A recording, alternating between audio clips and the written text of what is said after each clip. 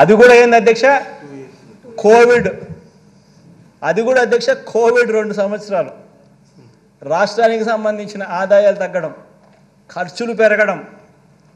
In spite of Chandrababu Naidu ఆయన చేసిన అప్పులను సర్వీస్ చేసుకుంటూ రావడం. ఇన్స్పైట్ ఆఫ్ దట్ మనం బటన్ నొక్కడం, నేరుగా అక్కచెల్లెమ్మల ఖాతాల్లోకి ఇంత మంచి చేసే విధంగా ఇన్ని స్కీమ్స్ అమలు చేయడం. ఇన్స్పైట్ ఆఫ్ దట్ ఆయన హయాంలో ఏ స్కీము లేదు, ఏ బటను లేదు, ఏ మంచి చేసింది లేదు. అయినా కూడా రాష్ట్రానికి సంబంధించిన GSDP contribution into GDP into national kitty of జీడిపిలో చూస్తే 4.47% ఆయన హయాం జరిగితే మన హయాంలో 4.82% మనం కాంట్రిబ్యూట్ చేస్తున్నాం. క్లియర్గా కనిపిస్తాం అధ్యక్ష.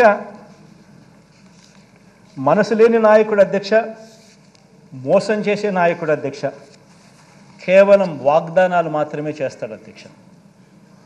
మనసున్న ప్రభుత్వం అధ్యక్ష, మాట ఇస్తే అమలు చేసే ప్రభుత్వం అధ్యక్ష, నిజాలు చెబుతుంది. ఇది ఆయనకు మనకు ఉన్న తేడా అధ్యక్ష. బాబుకు అధ్యక్ష వాగ్దానాలు అమలు చేసే ఉద్దేశం లేదు, అమలు చేసిన చరిత్ర అంతకన్నా లేదు అధ్యక్ష.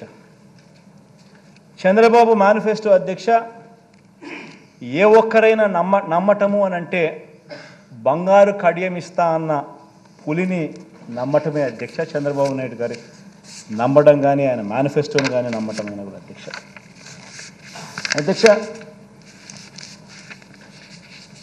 ఇదే గౌరవ సభలో అధ్యక్ష నేను ఇంకా కొన్ని విషయాలు చెప్పాలనుకుంటున్నాను అధ్యక్ష. రాష్ట్ర ప్రజలకు అధ్యక్ష నేను చెప్పే ఈ విషయం చాలా ఇంపార్టెంట్ అధ్యక్ష. రాష్ట్ర ప్రజలకు కూడా అధ్యక్ష, వినమ్రంగా కూడా అధ్యక్ష ఈ విషయాలు తెలియజేస్తా ఉన్నా. 2014లో అధ్యక్ష ఇదే చంద్రబాబు నాయుడు గారి కూటమికి మన వైఎస్ఆర్ కాంగ్రెస్ పార్టీకి వచ్చిన ఓట్ల తేడా ఎంత అని గమనిస్తే అధ్యక్ష, మనకు దాదాపుగా 45% ఓట్ షేర్ మనకు వస్తే మనకన్నా దాదాపుగా 1% ఓట్ షేర్తో చంద్రబాబు నాయుడు గారు గవర్నమెంట్ ఫామ్ చేయడం మనం చూసాం అధ్యక్ష. మనకు చంద్రబాబు నాయుడు గారి కూటమికి తేడా, వాళ్ళందరూ కలిసి మన మీద దాడి చేసినారు, మనం ఒక్కళ్ళమే ఇటువైపు నుండి మనం పోటీ చేసినాం.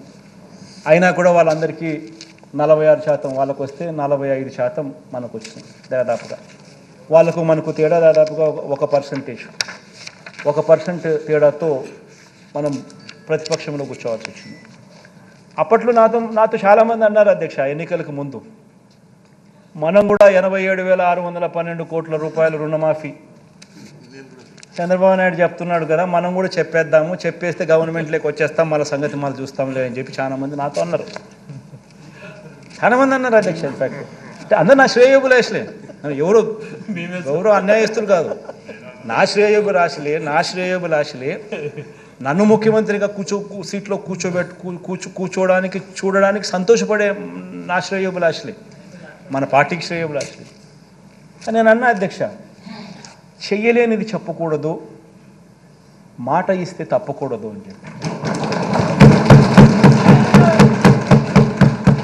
అధ్యక్ష ఆ ఒక్క మాట నేను అబద్ధం చెప్పని కారణంగా, ఆ ఒక్కరోజు నేను అధర్మం చేయని కారణంగా 1%తో 5 సంవత్సరాలు నేను ప్రతిపక్షంలో కూర్చోవాల్సి వచ్చింది అధ్యక్ష. ఇది రియాలిటీ అధ్యక్ష. ఒక అబద్ధం చెప్పిందంటే జగన్ ముఖ్యమంత్రి అయి ఉండేవాడు, అధికారంలో జగన్ ఉండేవాడు, చంద్రబాబు నాయుడు ప్రతిపక్షంలో ఉండేవాడు. జగన్ ఒక అబద్ధం చెప్పలా, చేయలేనని చెప్పాడు, మాట మీద తాను నిలబడతాడు అన్న ఒకే ఒక్క అంశం మీద జగన్ అబద్ధం చెప్పలా, 5 సంవత్సరాలు ప్రతిపక్షంలో కూర్చున్నాను. కానీ అధ్యక్ష నేను ఈరోజు కూడా చెప్తా ఉన్నా, ఈరోజు కూడా నాకు రిగ్రెట్ లేదు అధ్యక్ష. ఈ రోజు కూడా నేను వెనక్కి పోయి ఆ పీరియడ్లో మళ్ళీ ఒకసారి రీవిజిట్ చేసి, ఈరోజు నువ్వు ప్రతిపక్షంలో కూర్చున్నావు కాబట్టి మళ్ళీ ఆ రోజు మళ్ళీ రీవిజిట్ చేసి మళ్ళీ అబద్ధం నువ్వు చెప్తావా అని అడిగితే ఈ రోజుకు నేను చెప్తాను అధ్యక్ష, నా నోట్లో నుంచి అబద్ధాలు రావనే చెప్తాను.